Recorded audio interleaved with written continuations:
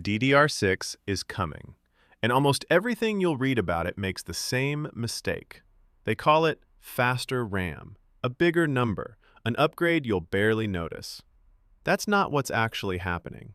DDR6 is such a fundamentally different design that a DDR5 memory controller literally cannot run it. Not won't perform well, cannot function. The two standards are electrically incompatible.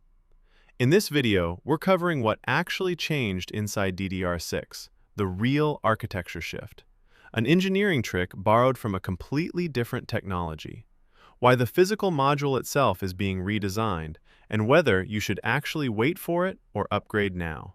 Let's get into it. Before understanding what's new, you need to understand what DDR5 already does, because DDR6 builds directly on top of it. Inside every DDR5 module, the 64-bit data bus isn't one single channel. It's split into two independent 32-bit subchannels. Each one has its own dedicated data path, its own command and address bus, and its own row and column decoders. Here's why that matters. Because these two subchannels are electrically and logically independent, they can issue separate read and write commands to different parts of memory at the same time, without needing to coordinate with each other. This was already a real upgrade over DDR4, which used one single monolithic 64-bit channel controlled by a single command bus. DDR5 effectively split that highway into two lanes that could each move independently. DDR6 doesn't just widen that highway, it rebuilds the intersection entirely. Instead of two 32-bit subchannels, DDR6 uses four 24-bit subchannels. That's not a small tweak, that's quadrupling the number of independent paths memory can use at once. Think about what that actually means practically. With DDR5, two separate operations could happen simultaneously. With DDR6, four separate operations can happen simultaneously. For modern processors juggling dozens of cores, each potentially needing memory access at the same moment, that's a direct reduction in how often a core has to sit and wait its turn. This is also where the actual speed numbers come from. DDR5 currently tops out somewhere between 6,400 and 8,400 megatransfers per second. DDR6 is targeting a baseline of 12,800, with a ceiling as high as 17,600, more than double. Combined with the extra parallelism, that pushes per module bandwidth past 134 gigabytes per second.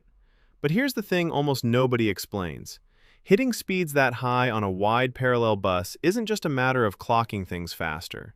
At those speeds, signal integrity becomes the actual bottleneck. And that's where DDR6 had to borrow something unusual. At extremely high transfer rates, electrical signals traveling across a circuit board start interfering with themselves. Previous bits smear into the timing window of the next bit.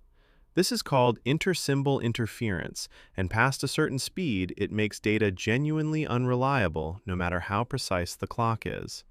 High-speed serial interfaces like PCIe solved this problem years ago using two techniques: decision feedback equalization and feed-forward equalization. Without getting lost in the acronyms, the core idea is this.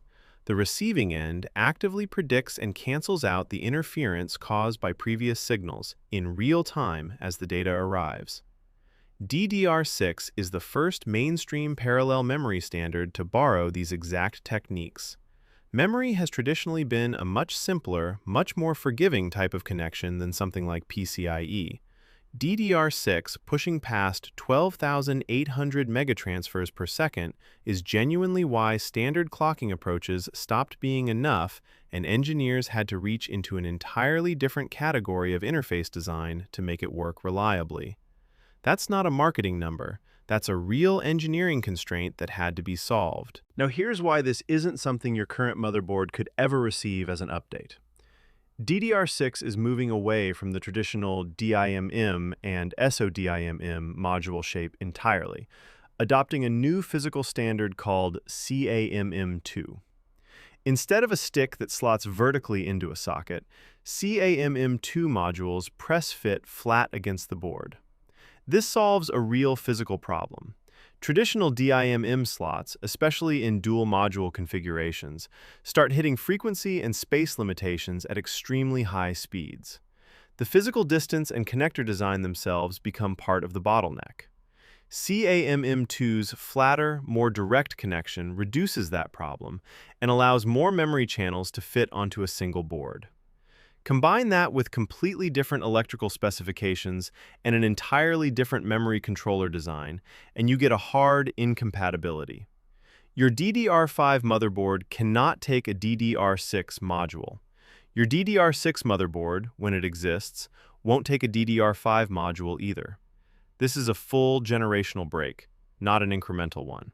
So when does any of this actually reach you? Samsung, SK Hynix, and Micron have already moved past prototype stage and are in active validation, working directly with Intel, AMD, and NVIDIA on platform support. JDEC is expected to finalize the desktop specifications soon, but actual consumer modules aren't expected until 2027. Here's the part worth knowing if you're deciding what to do right now.